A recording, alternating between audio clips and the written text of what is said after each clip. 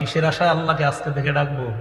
আল্লাহ মাফ করেন, আল্লাহ মাফ করেন, আল্লাহুম্মা গফিরলি, আল্লাহুম্মা গফিরলি, আল্লাহুম্মা গফিরলি, আল্লাহুম্মা গফিরলি।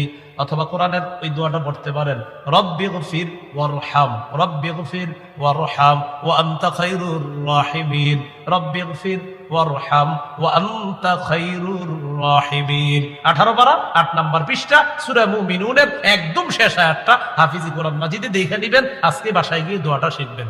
রব্বি গফির ওয়ারহাম ওয়া আনতা খায়রুর রাহিমিন।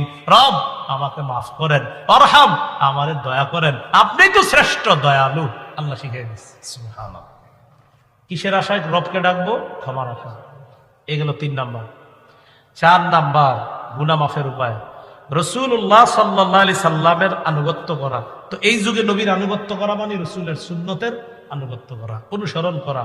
সূরা আলী ইমরানের 31 নম্বর আয়াতে আল্লাহ বলেন, কুল ইন কুনতুম তুহিব্বুনাল্লাহ ফাত্তাবিউনি ইউহিব্বুকুমুল্লাহ ওয়া ইয়াগফির লাকুম যুনুবাকুম।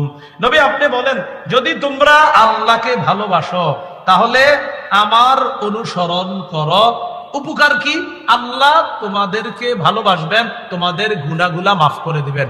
আমরা যদি সুন্নতের অনুসরণ করি, আল্লাহ আমাদেরকে ভালোবাসবে, আল্লাহ আমাদের গুনাহগুলা মাফ করে দিবে।